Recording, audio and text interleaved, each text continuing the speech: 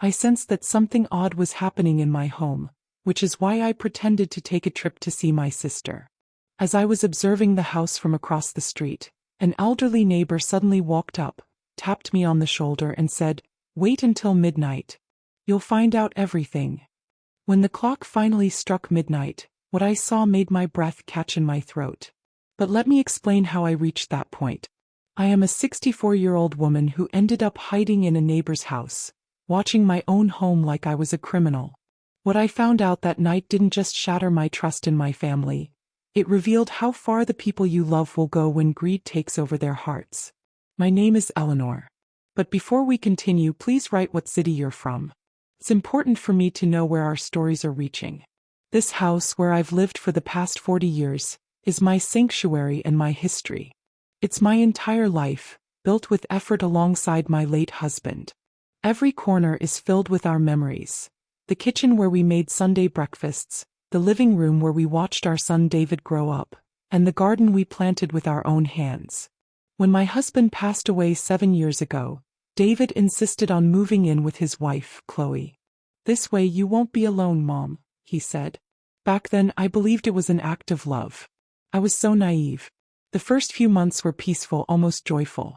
We had dinner together, we talked and we laughed. Chloe was attentive and even affectionate. She would help me with the grocery shopping and cook my favorite meals, like a good pot roast or mashed potatoes. David fixed things around the house whenever they broke. I remember thinking, what a blessing it is to have my family close during my old age. But about 4 months ago something shifted. It was like an invisible switch had been flipped. The smiles turned mechanical and the conversations felt forced. Then the whispering started. At first, I assumed it was just my imagination or that my age was deceiving me, but the whispers were real. Whenever I walked into a room, they would immediately fall silent. David would quickly hide his phone with a fast, almost guilty movement. Chloe would then change the subject, offering a tense smile. "What were you two talking about?" I would ask. "Nothing important," Chloe would reply, her sweet voice starting to sound hollow to me. "Just work stuff, Mom," David would add, avoiding my gaze. Soon I started noticing other details. The door to my old master bedroom, which I had turned into a storage space after my husband died, was suddenly always locked. It used to be left open. "Why do you lock that room?" I asked one day. Chloe answered much too quickly. "Oh, it's just a moisture problem. We don't want your things to get ruined." But I couldn't recall giving them permission to use that room. I certainly didn't remember discussing any moisture. And when I would walk down the hall late at night, I heard strange sounds coming from inside it. Footsteps, quiet voices, and laughter that didn't belong to my son or daughter-in-law. One night, around 11 o'clock, I heard the distinct sound of the front door opening. I climbed out of bed and moved quietly into the hallway, careful not to make a sound. From my bedroom I could see the front door. I watched as Chloe greeted a young woman carrying a small suitcase. They spoke in low voices. The woman handed Chloe something, perhaps cash, and Chloe quickly slid it into her pants pocket. She then led the woman down the hall, directly to the room that supposedly had the moisture problem. I heard the click of a key in the lock. The door opened, casting a yellow light into the hall, and then it shut again. The next morning at breakfast I said nothing. I just watched. Chloe made coffee, wearing that perfect smile that no longer convinced me. David was distracted, reading the news on his phone. "Did you sleep well?" I asked casually. "Very well, Mom," David answered, not looking up. "Like babies," Chloe added. They were lying. Both of them. But I had to have proof. I needed to know precisely what was happening in my own house before I could confront them. That very afternoon, while Chloe was at the supermarket and David was at work, I tried to open the door myself. I had my own set of keys. It was my house after all. But when I tried my master key, I found they had changed the lock. They had changed a lock in my own home without saying a word to me. My heart began to pound. Rage started to boil inside my chest. Who did they think they were? This was my property. My home. Every single inch of this house was legally mine. But anger solves nothing. It only clouds your judgment. So I took a deep breath and focused. If they were hiding something, I had to find out what it was without them knowing I was suspicious. I needed a plan. That's when it hit me. I would fake a trip. I'd tell them I was going to visit my sister in another city, somewhere like Minneapolis, Minnesota. I would leave them alone in the house and I would watch from a distance to see what they did when they thought I was gone. This led me to talk to Arthur, my neighbor for life. He lives directly across the street and his window has a perfect view of my front door. I told him what I suspected and his reply chilled me to the bone. Eleanor, I've been noticing strange things too. Arthur spoke in a low voice as he poured me some iced tea in his kitchen. Arthur is 72 years old. He's a widower like me and we've been neighbors ever since my husband and I first built this house. He knows every part of my life, every joy and every sadness. For weeks I've been wanting to say something, he said, but I wasn't sure if I should interfere. I didn't want to worry you without being certain. His hand was shaking slightly as he held his cup. What have you seen, Arthur? I asked, feeling a cold dread settling in my stomach. He took a deep sigh before he answered. I've seen people coming and going from your house at strange hours. It's always at night and they always have suitcases or backpacks. Sometimes it's young women, other times it's couples. It's never the same people, he continued.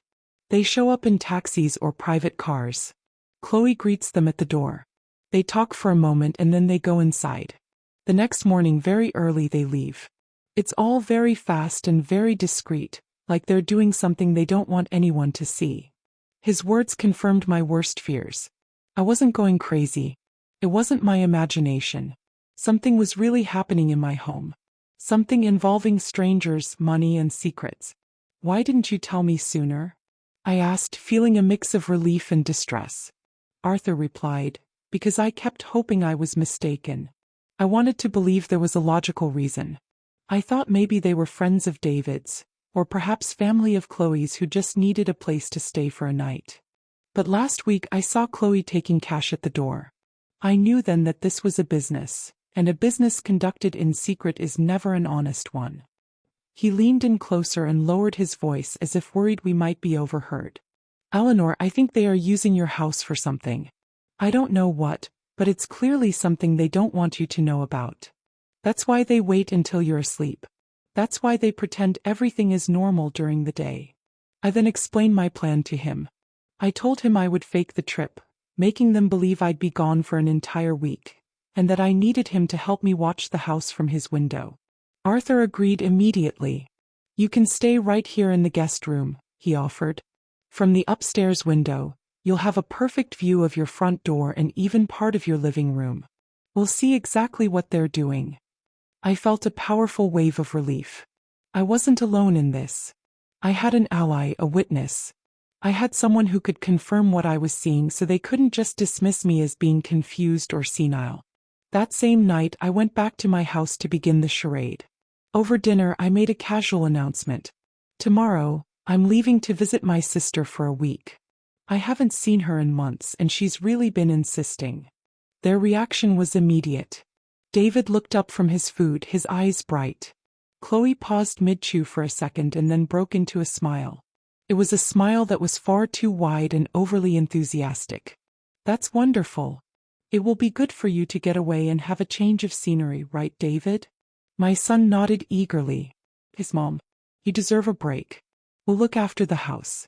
Don't you worry about a thing. Don't worry about a thing. Those words echoed in my mind with a sinister tone. The way they said it was filled with barely hidden relief and an urgency for me to be gone. I kept up my performance. I need you to water the garden plants every other day and please make sure the house stays tidy. You know I don't like clutter. Chloe nodded with an over-the-top enthusiasm. Of course, everything will be perfect when you get back. Enjoy your trip. Perfect. They desperately wanted me to leave. That just confirmed they were hiding something major. The next morning I put on the full performance. I got out my old suitcase, the one my husband and I always used for travel. I packed it with clothes and toiletries, making sure they could see me. I intentionally made a loud phone call to my sister from the living room so they would overhear. Yes, sis. I'm leaving now. I should be there before lunch. My sister, of course, was in on the plan. I had explained everything to her. She was worried but gave me her complete support. David insisted on taking me to the bus station. That's not necessary, son. I can just take a cab. But he was adamant. He needed to see me leave. When we got to the terminal, he walked me all the way to the platform. He gave me a hug and said, "Have a great trip, Mom. Call us when you get there so we know you're safe." I looked him right in the eyes, the same eyes I'd known since he was born, searching for any sign of guilt or remorse. I found nothing but impatience. He just wanted me on that bus. He just wanted me gone. "I'll call you," I said and walked into the terminal. But I never got on a bus. I waited for 20 minutes, giving David plenty of time to leave. Then I slipped out a different door, hailed a cab and gave the driver Arthur's address. When I got to my neighbor's house, he had everything ready. He led me to the guest room on the second floor. The window offered a complete view of my house. I could see the front entrance, the little front yard, and even a part of the living room through the curtains. "Now all we do is wait and watch," Arthur said. I sat by that window with a heavy knot in my stomach. My own home, the place I had been happy for decades, now felt like enemy territory. I was spying on it, trying to find out what the people I loved were doing behind my back. The first few hours were completely normal. Chloe left for the grocery store around 10 in the morning. David left for work just like always. The house was empty and quiet. But as evening approached, around 6 o'clock, I saw something that made me freeze. A silver car pulled up and parked in front of my house. A young couple got out, maybe in their 30s, carrying one large suitcase and 2 backpacks. Chloe opened the front door before they even had a chance to ring, as if she was waiting for them. She smiled and greeted them. They spoke for a moment, and then the man took out his wallet and handed cash to Chloe. She counted it quickly and welcomed them inside. It felt like the floor had dropped out from under me. I had just watched my daughter-in-law take money from strangers and let them into my home as if it were a hotel.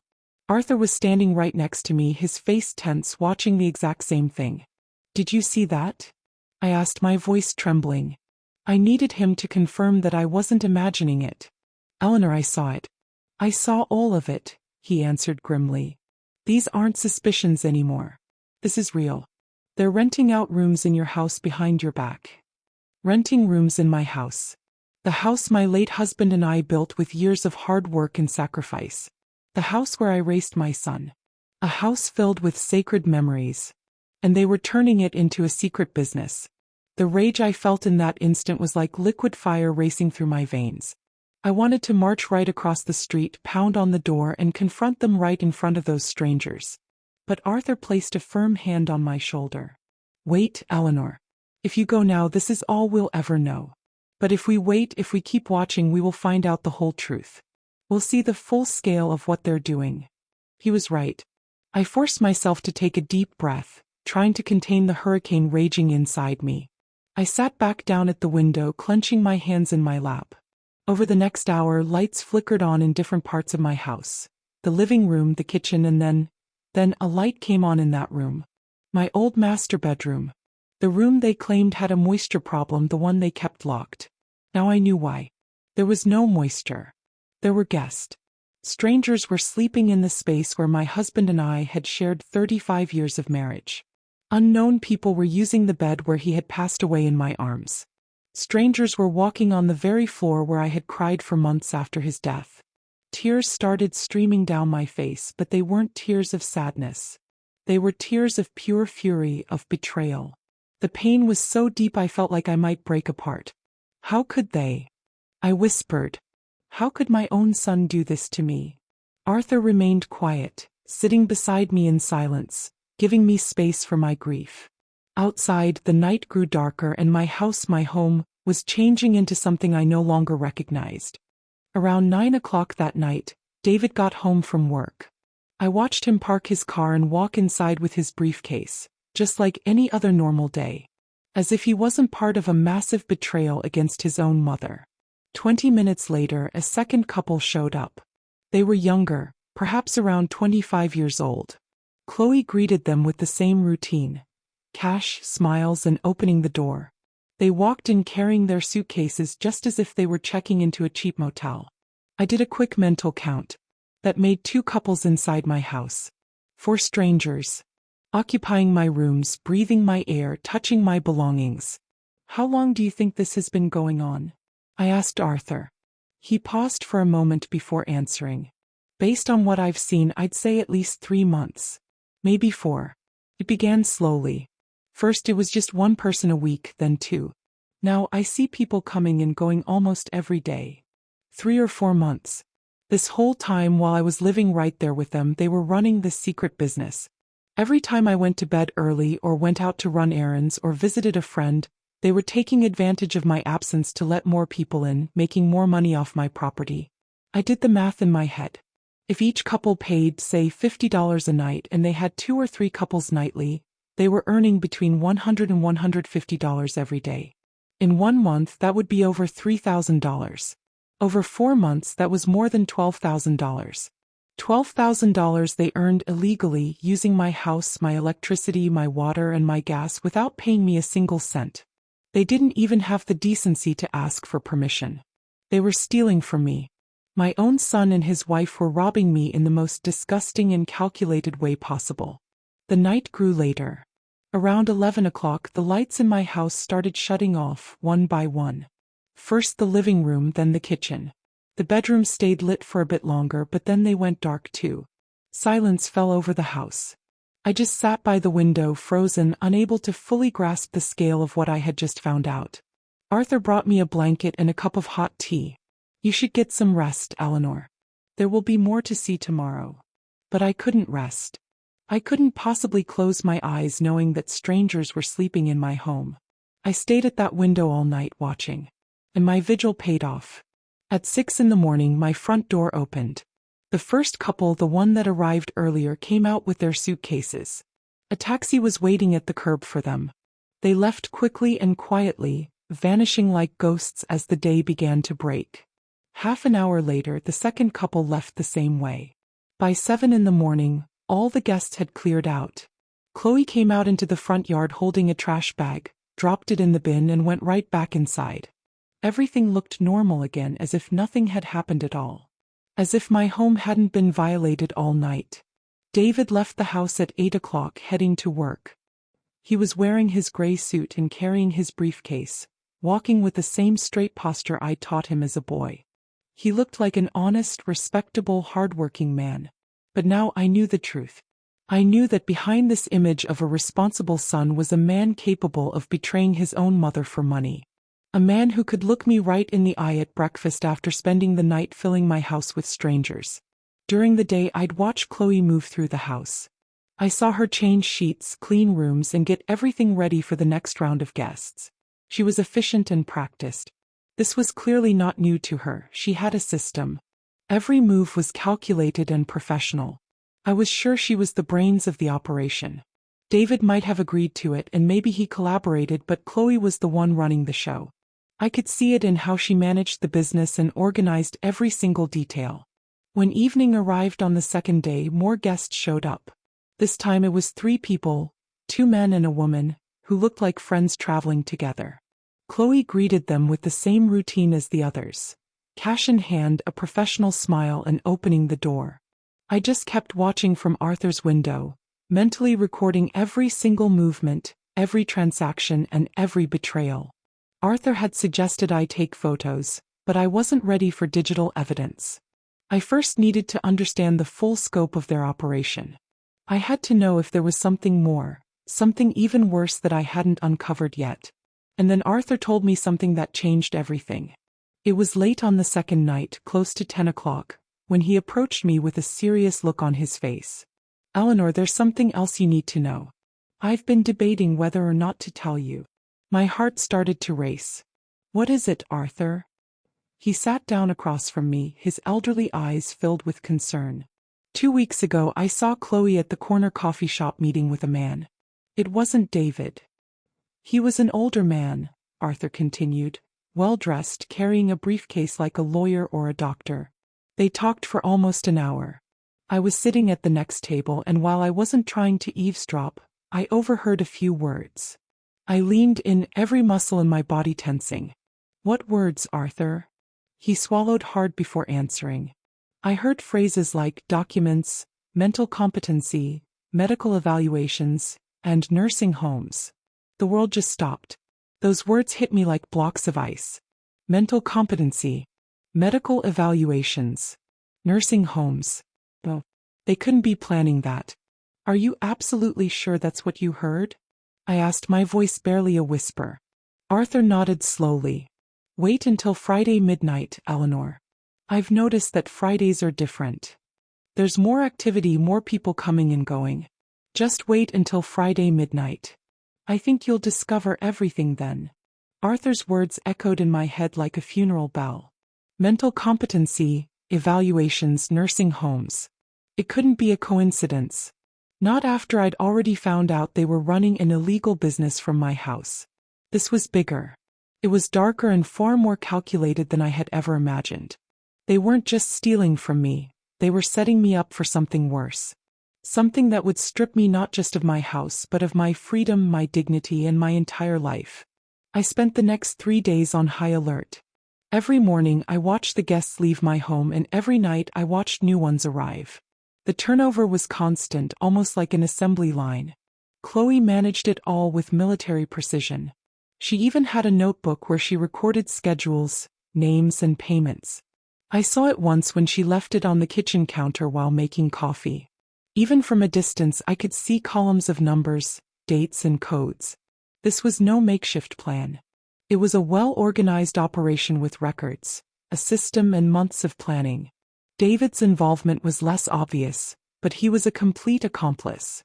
He was the one changing the extra sheets that Chloe couldn't wash in time. He bought the extra supplies they needed: soap, toilet paper, towels.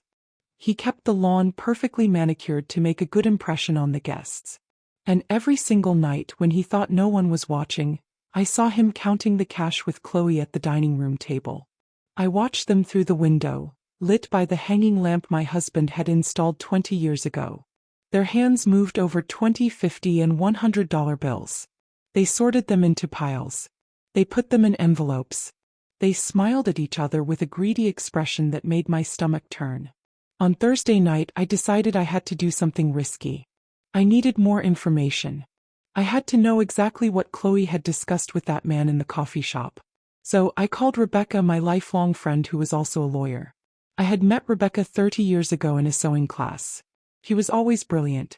She had gone to law school in her 40s. She specialized in family and property law. If anyone could help me grasp the legal dangers of what was happening, it was her. Eleanor, what you're telling me is extremely serious, Rebecca said over the phone, her voice filled with professional concern.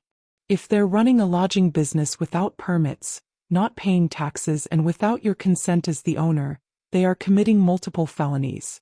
That's fraud, misuse of property, and tax evasion. But the part that worries me more is what you said about mental competency and nursing homes. Eleanor, does your son have any power of attorney over you? Is there any document you've signed that gives him authority over your decisions? I thought hard. No. I've never signed anything like that.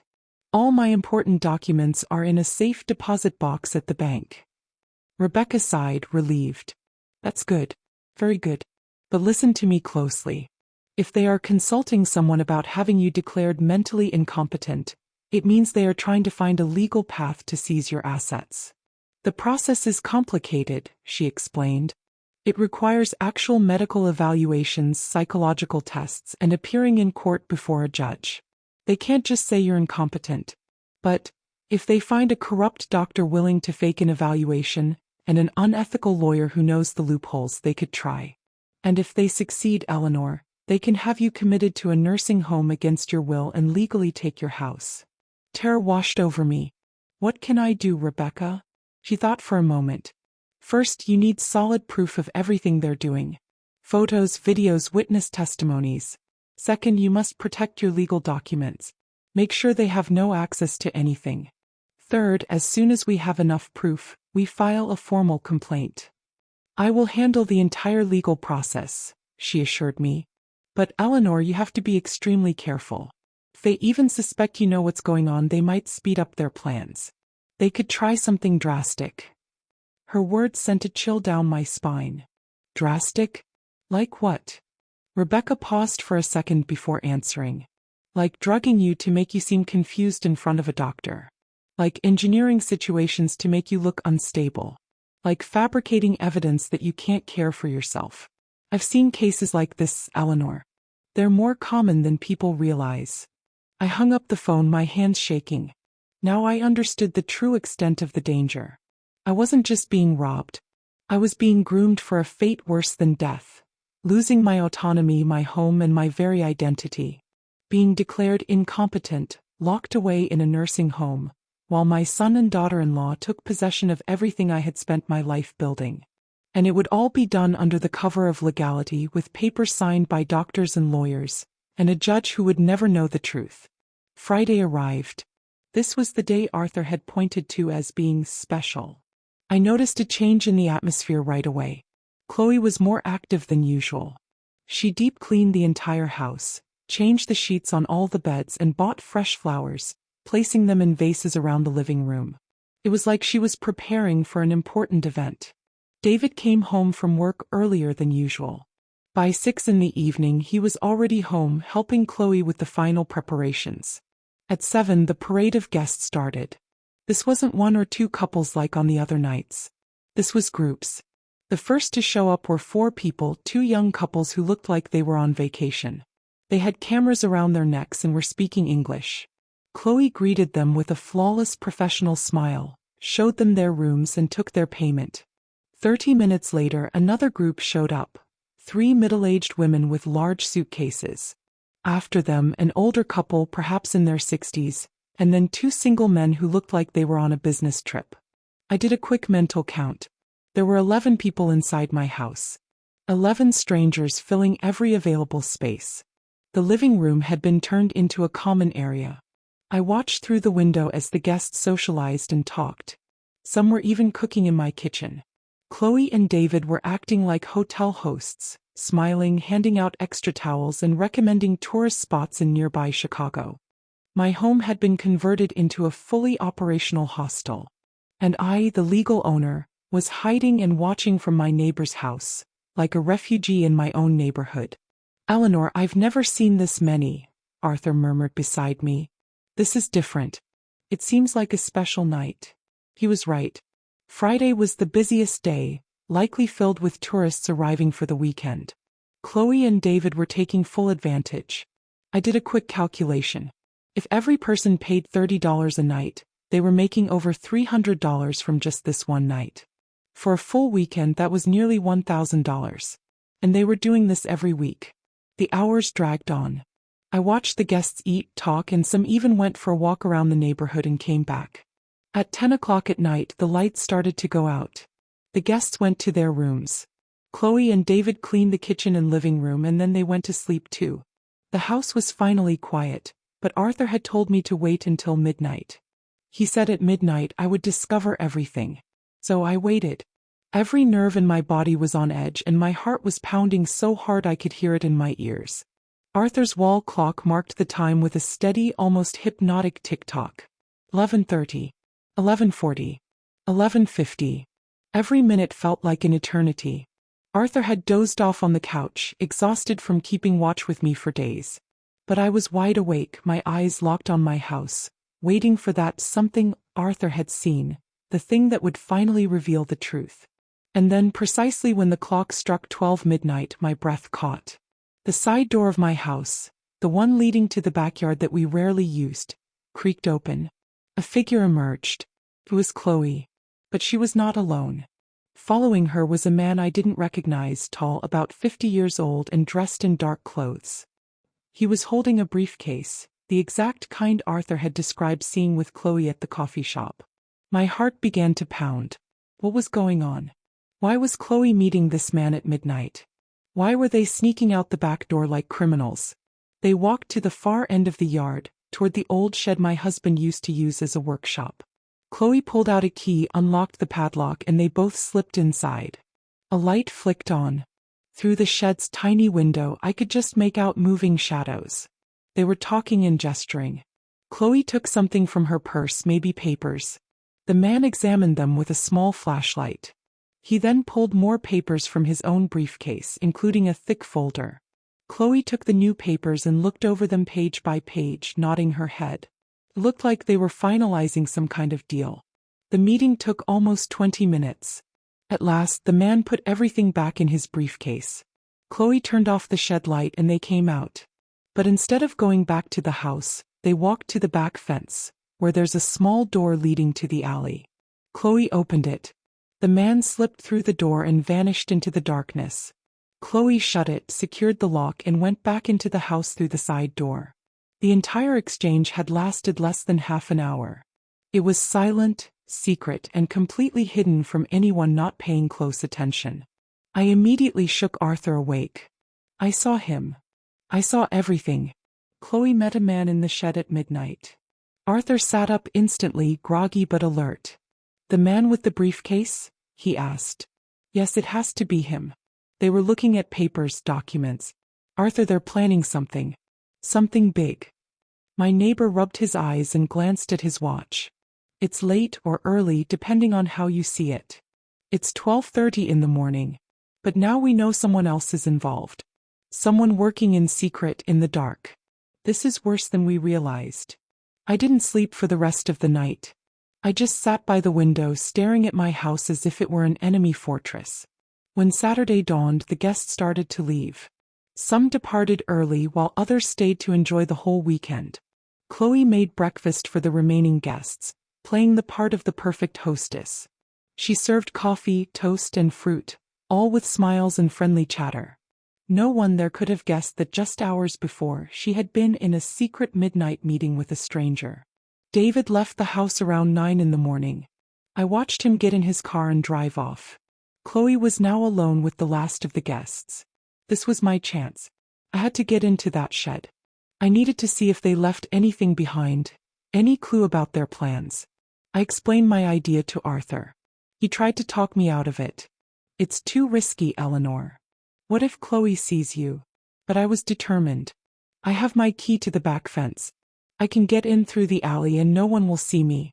Chloe is busy with the guests in the front of the house. She'll never notice." Arthur reluctantly agreed but insisted on walking with me to the alley to stand watch. We slipped out of his back door and hurried through the quiet alley. It was Saturday morning and the neighborhood was still. Most people were either sleeping in or having breakfast. We got to the back gate of my property. My hands were shaking as I took out my key. The padlock clicked open. I stepped into my own backyard feeling like a trespasser, my heart hammering against my ribs.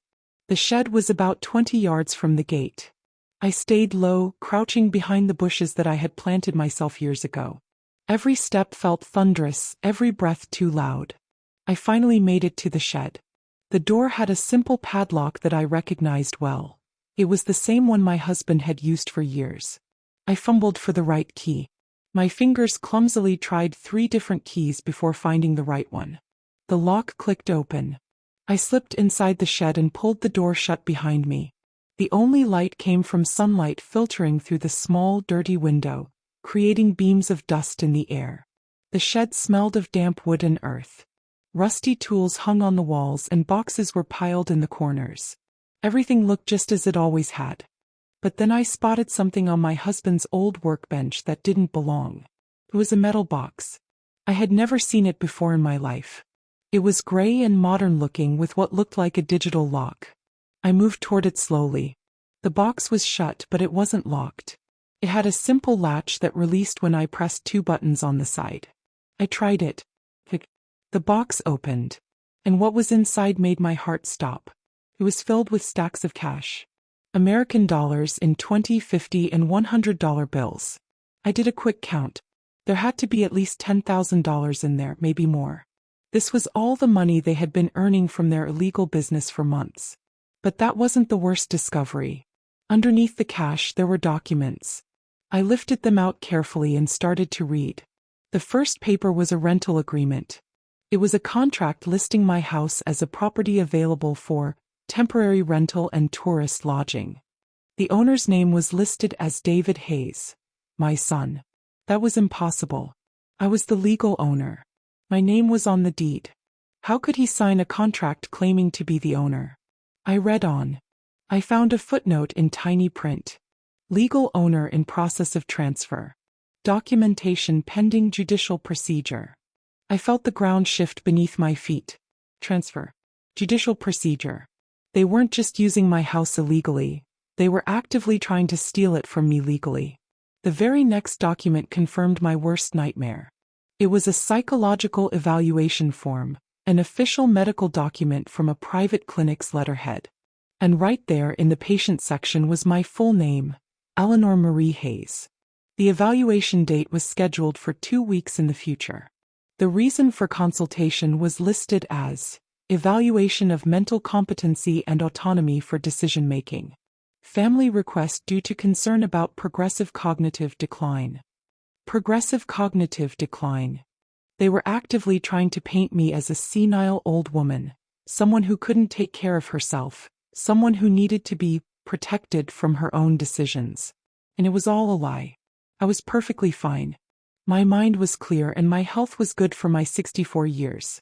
But they were planning to fabricate a completely different story using this doctor, this false evaluation, and this judicial process they had already started. There were more documents. One paper was a quote from a private nursing home, Sunset Meadows Senior Care, listed as specialized care for older adults. The price was $3,000 monthly. A section was marked with a yellow highlighter reading, "Private rooms with 24-hour security. Special program for patients with dementia and cognitive decline." They were looking for a prison for me.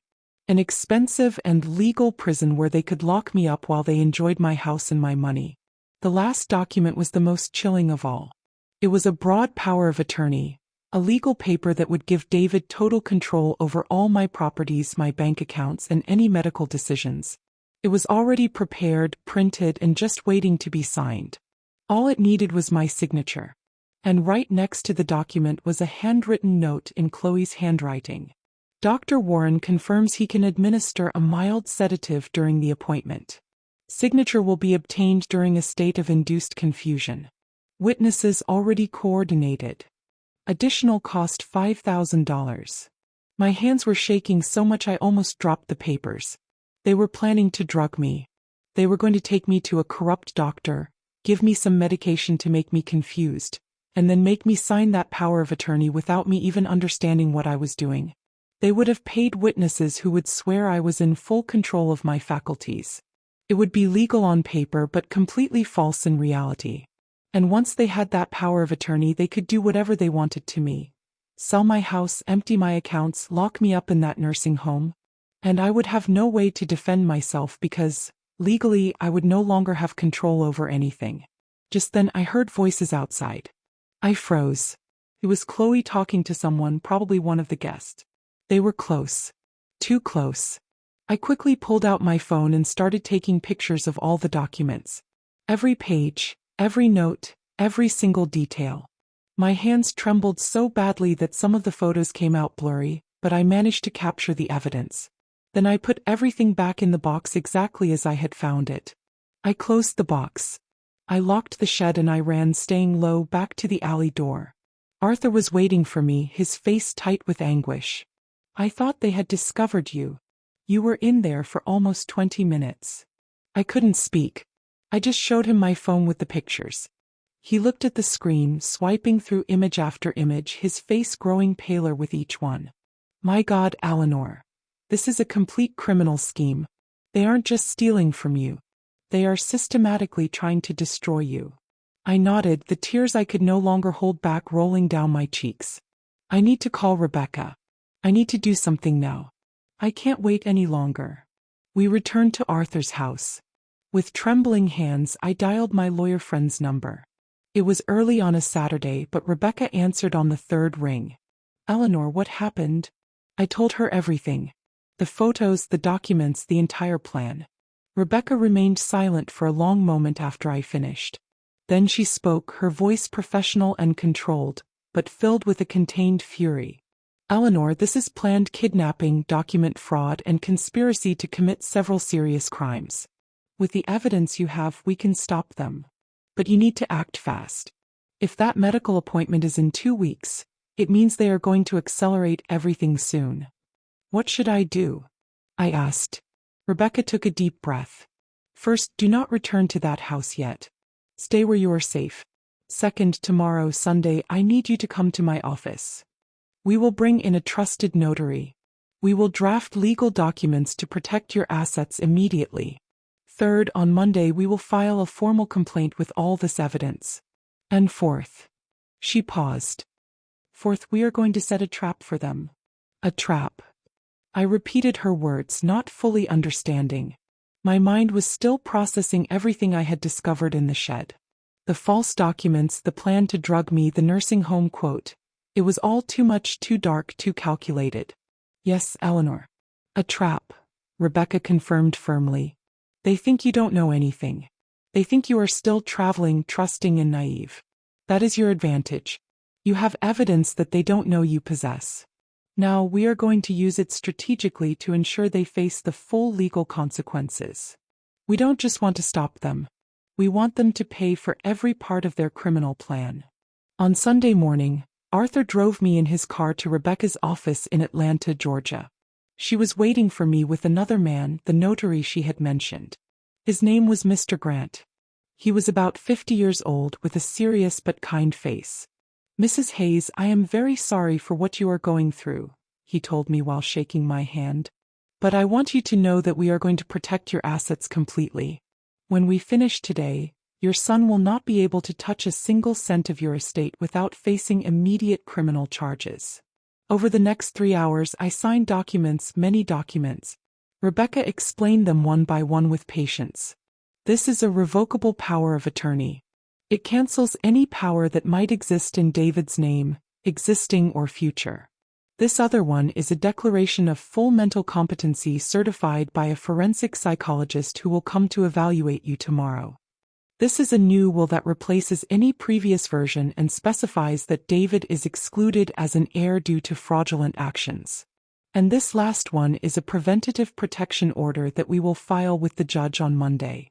Each signature I put on those papers made me feel stronger, more in control. I was no longer the confused victim spying from the neighbor's window. Now I was a woman taking definitive legal action against those who tried to destroy me. And the trap?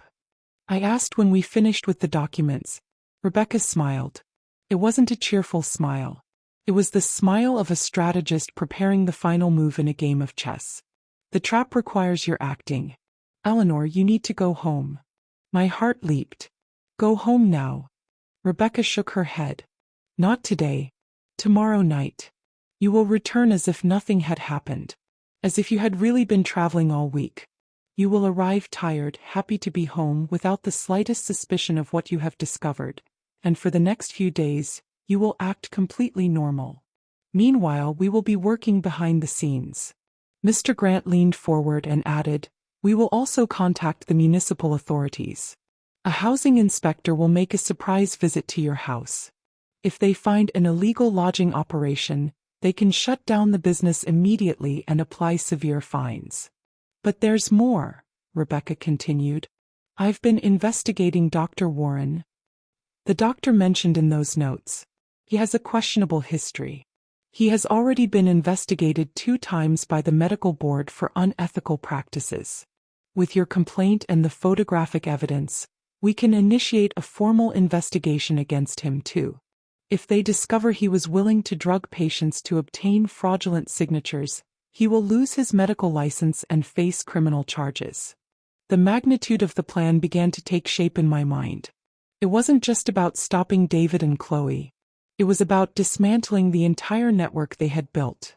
The corrupt doctor, the false witnesses, the illegal lodging business, everything. How long will all this take? I asked.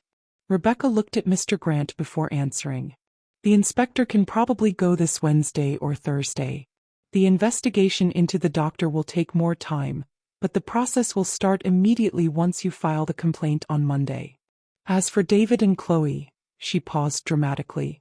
The final confrontation will happen when they least expect it, just when they think their plan is working perfectly.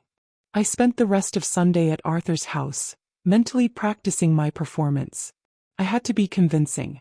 I couldn't show any anger, suspicion, or fear.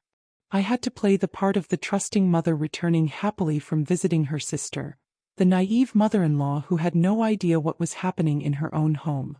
The irony wasn't lost on me. They had been putting on an act for me for months. Now it was my turn to act for them. On Monday night, suitcase in hand and my heart pounding like a drum, I walked up to my house. Arthur had driven me to the corner, but I walked the final stretch so it would look like I'd arrived in a taxi. I rang the bell. I heard quick footsteps inside before the door opened. David was standing there, a look of surprise on his face. "Mom, we weren't expecting you until tomorrow." I smiled with all the warmth a mother reserves for her son, even though my heart was breaking. I decided to come home a day early. I just missed my house. Chloe appeared behind David. Her smile was flawless. Too flawless. "Welcome back. How was your trip?" Walking into my house felt like stepping into enemy territory. Everything looked normal, clean and tidy. There was no sign of the 11 guests who had filled these rooms just 2 nights ago. Chloe had done a perfect job removing all the evidence. The trip was wonderful, I lied, surprised at how easy it was. "My sister spoiled me rotten, but you know there's just no place like home." They carried my suitcase to my room, made me tea and sat with me in the living room asking for details about my fake trip.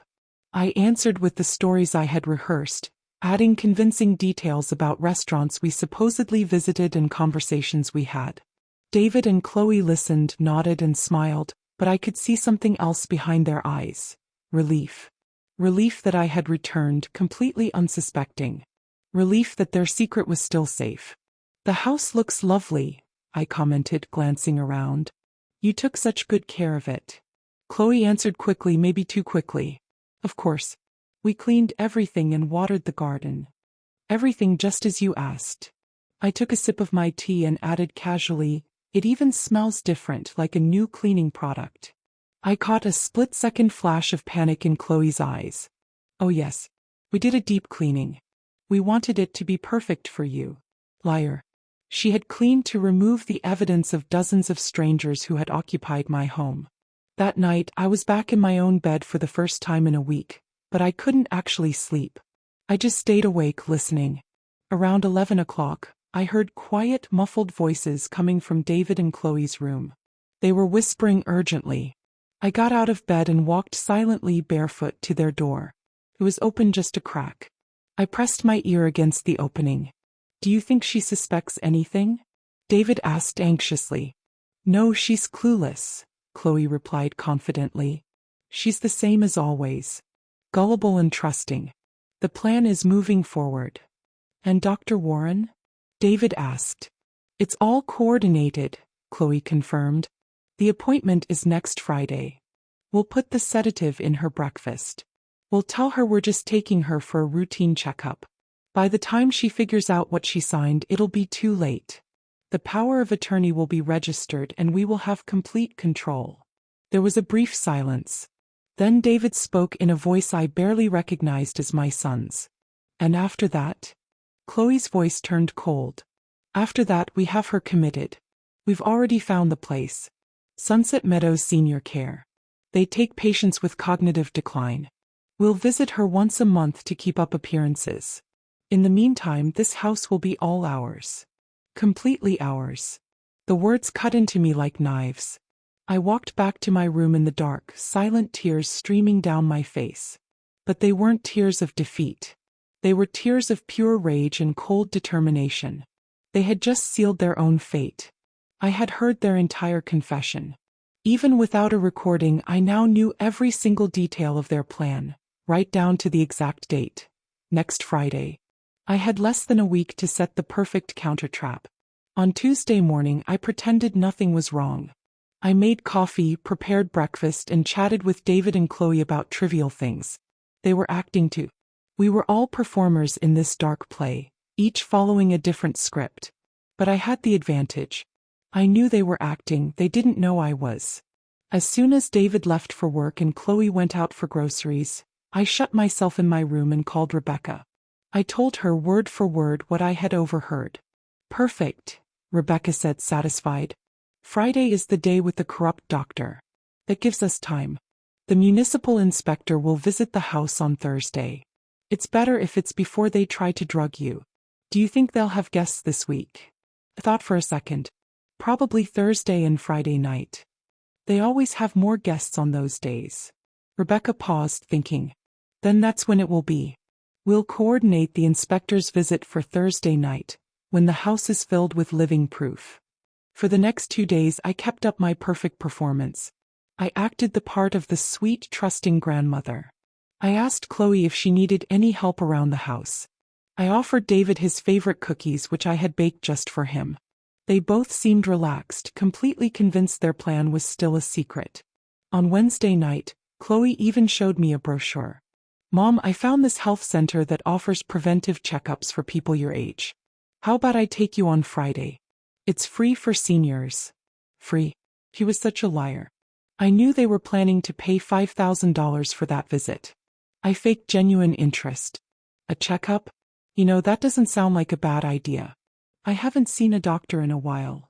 Chloe smiled, visibly relieved. "Excellent. I already scheduled it for 10 in the morning on Friday.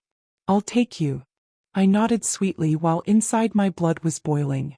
She was walking right into my trap, never realizing I had already closed a much larger one around her.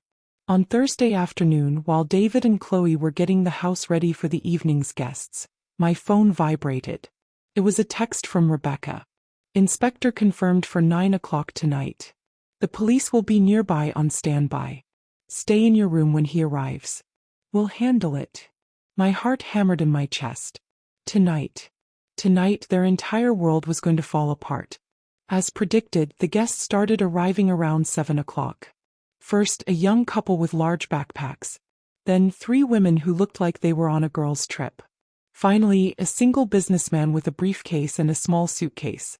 By 8:30, there were 7 strangers occupying my home. Chloe played her role as the expert hostess. David helped with the bags. He showed them their rooms. He smiled professionally. I stayed in my room pretending to read, but I was really just watching the clock. Every minute felt like an hour. 8:40. 8:50. 5 minutes to 9. And then I heard it. The doorbell. It was a firm, authoritative ring. That wasn't a guest. I heard David's voice ask who was there. A strong, unfamiliar male voice replied from outside. "Municipal Inspector. Open the door, please." A heavy silence fell, followed by the sound of the door slowly opening. "Inspector, is something wrong?" David asked, his voice failing to sound calm. "We received an anonymous tip about an illegal lodging business at this address. I need to inspect the property." I heard Chloe's voice, higher pitched than usual. "There must be some mistake. This is a private home. We don't operate any business," the inspector replied, his tone professional but inflexible. "Then you won't mind if I verify that? I have an inspection order signed by the municipal judge. If you don't let me in voluntarily, I will return with the police and a search warrant." There was another silence. Finally, David yielded. "Of course, Inspector. Come in." I peered out through a small crack in my door and could see part of the living room. The inspector was a man in his 40s. Wearing an official municipal shirt and holding a clipboard. Behind him stood a younger man, likely his assistant, who was holding a camera. They proceeded to walk through the house as the inspector began asking questions. "How many people reside here permanently?" David answered, his voice shaking. 3. My mother, my wife, and myself." The inspector glanced around the living room where the 7 guests were, some sitting on the sofa, others standing, all looking confused. "And who are these people?" Chloe quickly tried to improvise. They're just friends. Friends visiting." The inspector approached one of the guests, a man in his 30s. "Are you a friend of the family?" The man, whether out of honesty or nerves, replied, "No, sir. I reserved a room online. I paid $35 a night." David's face went pale. Chloe tried to intervene. "He's confused. Inspector, I have no idea what he's talking about." But the inspector ignored her and was already walking toward the bedrooms. He opened the door to what had been my master bedroom. Inside, the 3 women were there with their suitcases open, clothes on the bed and toiletries in the private bathroom. "And these ladies? Are they friends too?" Chloe's silence was all the confirmation he needed. The inspector pulled a device from his briefcase. He started counting the occupied rooms and his assistant documented everything with the camera. "Room 1 is occupied by 2 non-residents. Room 2 is occupied by 3 non-residents. Room 3 is occupied by 1 non-resident. Shared bathrooms show signs of multiple users. The kitchen is equipped with utensils for far more than 3 people. There's a pile of extra towels in the hallway. Every sentence he spoke was another nail in the coffin of their illegal business. David attempted one last defense.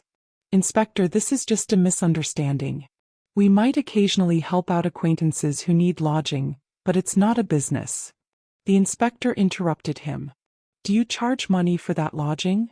David paused. Well, sometimes we accept a voluntary contribution for expenses. The inspector shook his head. That's called a business. A lodging business. And to operate a lodging business, you need a commercial license, a tourist operating permit, a fire safety certificate, a sanitation certificate, and you must pay the corresponding taxes. Do you have any of those documents? The silence in the room was absolute. Chloe and David looked at each other, utterly defeated. They knew they had nothing. The inspector continued. According to the municipal code, operating a commercial lodging business without permits is a serious violation. The fine is $10,000. Furthermore, I must inform you that the tax authorities will be notified about this undeclared income. And since this property is registered in the name of... He looked down at his papers. Eleanor Marie Hayes, who according to our records has not authorized any commercial activity. This could also constitute fraudulent use of someone else's property. I felt it was the right moment. I opened my bedroom door and stepped out. All eyes turned toward me. The guests looked confused, the inspector looked professional, and David and Chloe had faces of pure terror. Good evening, I said, my voice calm. I am Eleanor Hayes, the owner of this property. The inspector nodded respectfully. Mrs. Hayes, did you authorize the operation of a lodging business on your property? I took a moment, looking directly into the eyes of my son and daughter-in-law. No, Inspector. I authorized nothing. In fact, I only discovered this situation a few days ago. Chloe took a step toward me. Mom, I can explain. I raised my hand, stopping her. I don't want explanations, Chloe. Not right now. I turned back to the inspector. What happens now? He closed his clipboard. The current guests will have to vacate the property immediately. We will give them 30 minutes to gather their belongings. Your son and daughter-in-law will receive the official fine notification and will have to appear before the municipal judge next week. I have also notified the police. There are 2 officers outside in case additional assistance is needed for the eviction. The next 30 minutes were chaotic. The guests collected their things hastily, some demanding refunds from Chloe. She had kept the cash in her purse and had to return it under the watchful eye of the inspector. David remained paralyzed, unable to speak, watching as his illegal business crumbled in minutes. When the last guest left, the inspector handed me a copy of the official report. Mrs. Hayes, I recommend you consult with a lawyer. You have the right to sue for damages. I already have a lawyer. Inspector, thank you for your work tonight. When the inspector and his assistant left, the house fell into a deathly silence. The 3 of us remained in the living room. I was standing by the window. David was sitting on the sofa with his head in his hands. Chloe was standing near the door, arms crossed with the expression of a cornered animal. It was she who spoke first. Her voice was no longer sweet or calculating. It was desperate. Mom, I know this looks bad, but we had our reasons. The house expenses are high. We have debts. I turned to her slowly. Reasons? Debts? And that was sufficient justification to turn my home into an illegal business without my consent. Chloe took a step toward me. We were going to tell you eventually. We just wanted to save up first.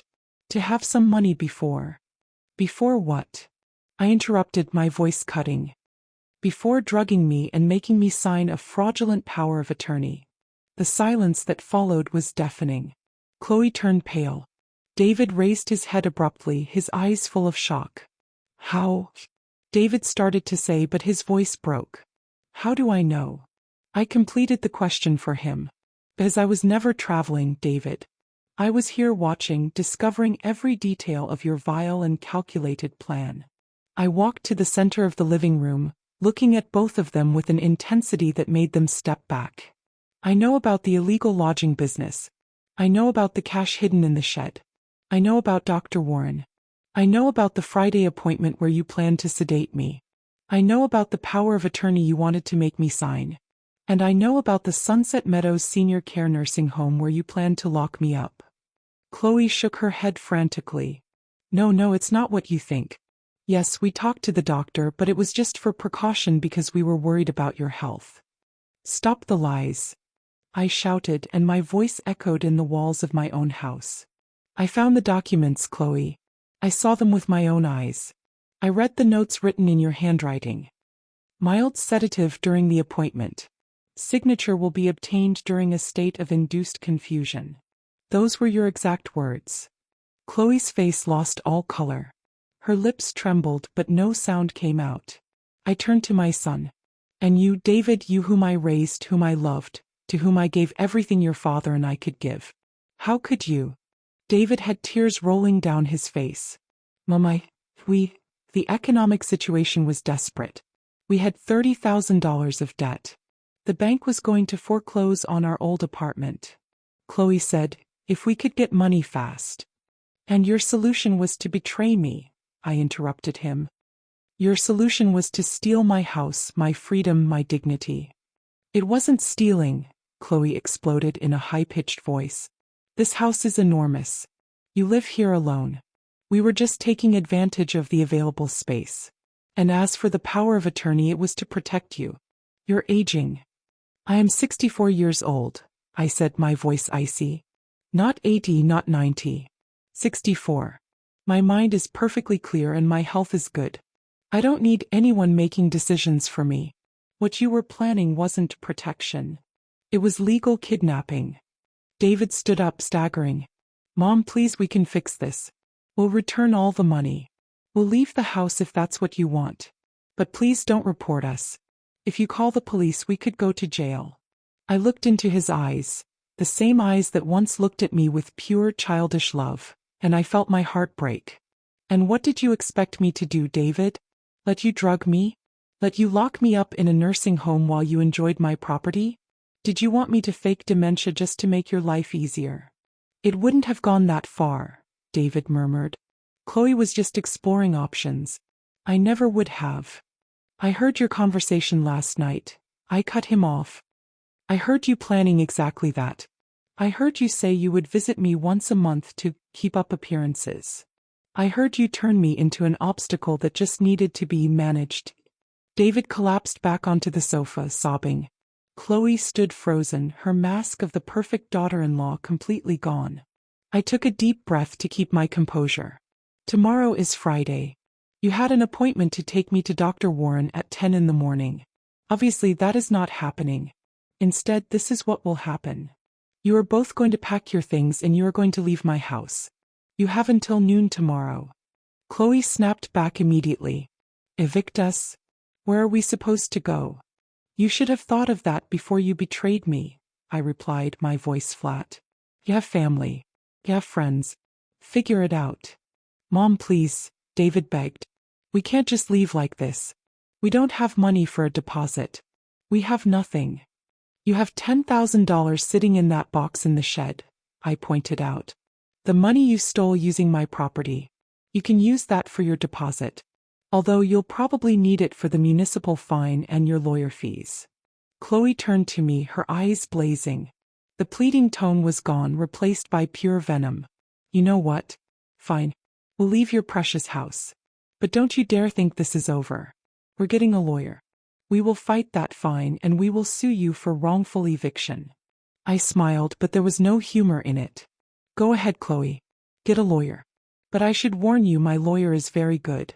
And she has photographic evidence of every fraudulent document, every part of your criminal plan, and every detail of your illegal operation. She has photos of the hidden cash, the fake contracts, and the note about drugging me.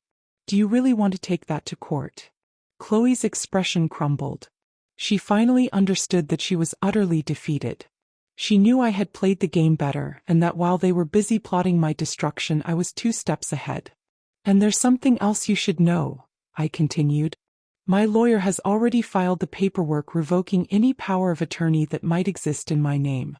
She filed a declaration of full mental competency, certified by a forensic psychologist. And she filed a new will, one that specifically excludes David as an heir due to his fraudulent actions. David shot his head up. You disinherited me? His voice was a mix of shock and pain. What did you expect? I replied, suddenly exhausted. That I would reward you for trying to destroy me? The rest of that night was tense and silent.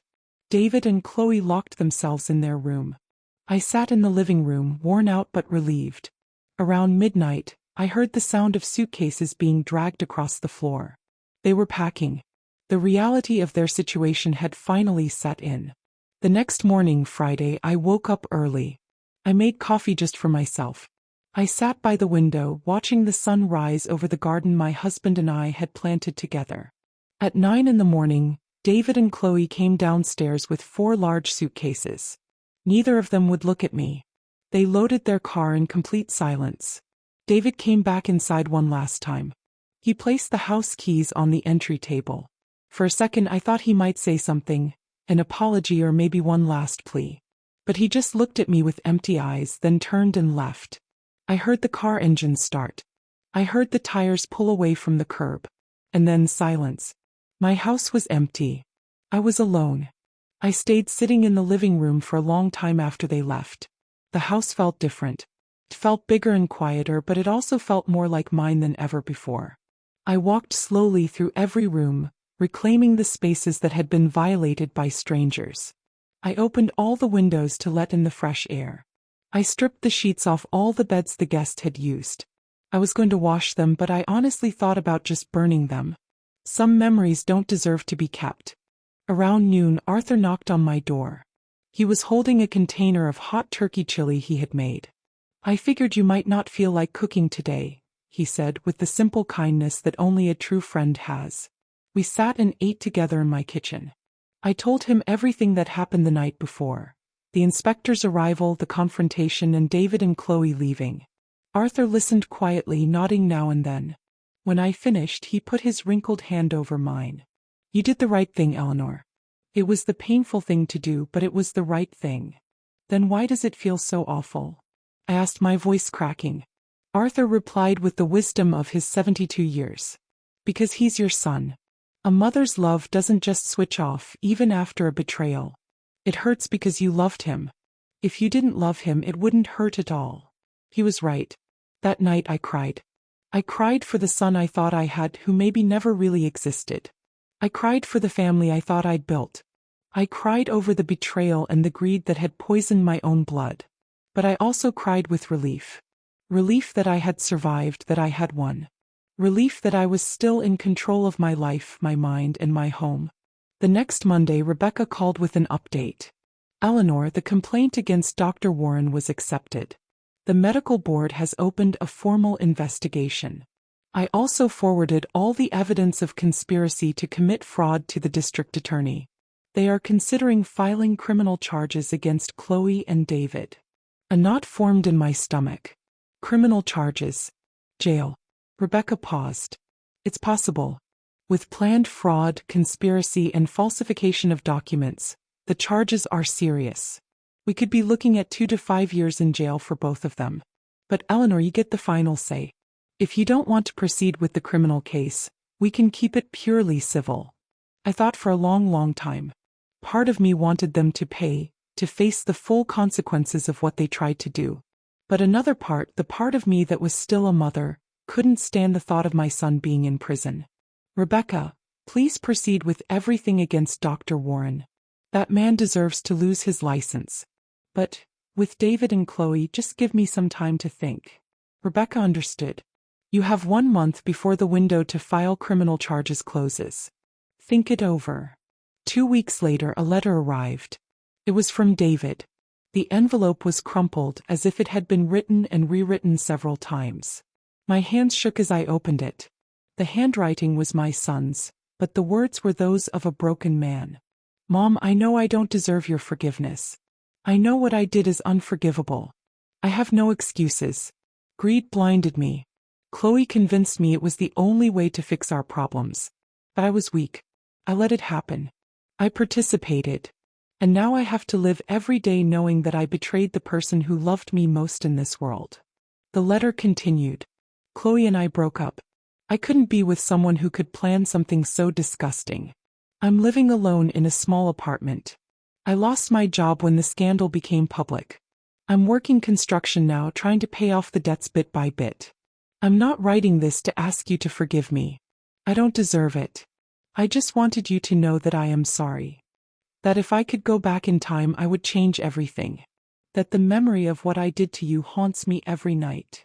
The letter ended simply, I loved you. I love you. And I regret having lost you. Your son who no longer deserves to be called that, David. I cried as I read his words. A part of me just wanted to tear up the letter and forget it ever existed. But another part, that maternal instinct Arthur had mentioned, could feel my son's pain. It didn't justify what he did. Nothing ever could, but his pain felt real. His repentance felt real. Or at least I wanted to believe it was. I put the letter in a drawer. I wasn't ready to answer it. I might never be. But I couldn't bring myself to throw it away either. A month later, I had to make the final decision about the criminal charges. I sat down with Rebecca in her office. If I go ahead with the charges, what will happen? I asked. She was honest. Probably 2 to 5 years in jail for both of them. Chloe would likely get more time since she was the main architect.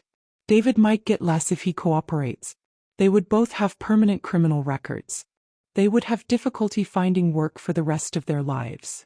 Basically, she said, their lives would be marked forever. I took a deep breath. And if I don't proceed? Rebecca leaned forward. The municipal fine still stands. They will have to pay that. Dr. Warren will lose his license, regardless of what you decide about David and Chloe. And on the civil side, they are already legally barred from coming near you or your property. I closed my eyes. I thought about my husband and what he would have wanted. I thought about the boy David used to be before greed twisted him. I thought about the kind of person I wanted to be at the end of my life. I won't file criminal charges, I said finally. Rebecca nodded, passing no judgment. Are you sure? No, I admitted. But it's a decision I can live with. They will have to live with what they did, and that is its own kind of prison. Rebecca smiled faintly. You are far more generous than they deserve, Eleanor. 6 months have passed since that night the inspector knocked on my door. The house is truly mine again. I hired a professional cleaning company to erase every trace of the guests. I painted the walls in new colors. I donated the furniture that strangers had used and bought new pieces for myself. I turned my old master bedroom into an art studio. I've always wanted to paint, and now I finally have the time and the peace to do it. Arthur is still my neighbor and my best friend. We have dinner together twice a week. He helped me install a new security system, not because I'm afraid, but because I value my privacy more than ever. Rebecca has become more than just my lawyer. She's my confidant, my protector, and my friend. I made sure to update my will, leaving something to her to thank her for everything she did. And David? I haven't heard from him directly since the letter. But through mutual acquaintances, I know he's still working in construction. He's slowly paying off his debts and he's living alone. Some days I think about answering his letter. Some days I even think about calling him. But then I remember that box in the shed, the documents outlining their plan to drug me, and the conversation I overheard about locking me away in a nursing home. And the wound feels fresh all over again. Maybe someday I can forgive. Not forget, I will never be able to forget, but maybe I can forgive. My therapist says that forgiveness isn't for the person who hurt you. It's for yourself. It's about freeing yourself from the weight of all that hatred. I'm working on it. It's slow and it's painful, but I'm working on it. One afternoon while I was painting in my new studio, Arthur came over. He stood for a while just looking at the canvas I was working on. It was a garden full of flowers with no cold colors. It's beautiful, he said. Thank you, I replied. It's my way of healing. Every brush stroke is a piece of my life that I'm taking back. He smiled. You know, Eleanor, you survived something that would have destroyed most people. You are so much stronger than you think. That night, as I was getting ready for bed in my quiet, safe house, I thought about everything that had happened. The faked trip, the nights spying from Arthur's window, the shed with its terrible secrets, and the midnight moment when I saw the full truth. The confrontation, the victory, the pain, and the loneliness that followed. I looked at myself in the mirror. I saw a 64-year-old woman. I had more wrinkles than before and my eyes looked sadder, but they were also wiser. I saw a survivor. I saw a woman who had been betrayed by the person she loved most in the world, and yet she was still standing. I realized that night that love can be the perfect disguise for a trap, I whispered to my reflection. But I also learned that self-love is the strongest shield against any betrayal. I turned off the light and lay down in my bed in my house under my roof. Alone. Yes. Hurt. Of course. But I was free and I was the owner of my own destiny. And after everything I had been through, that was everything. If this story touched your heart, please support us by leaving a like and subscribing to the channel. New stories are already waiting for you on your screen.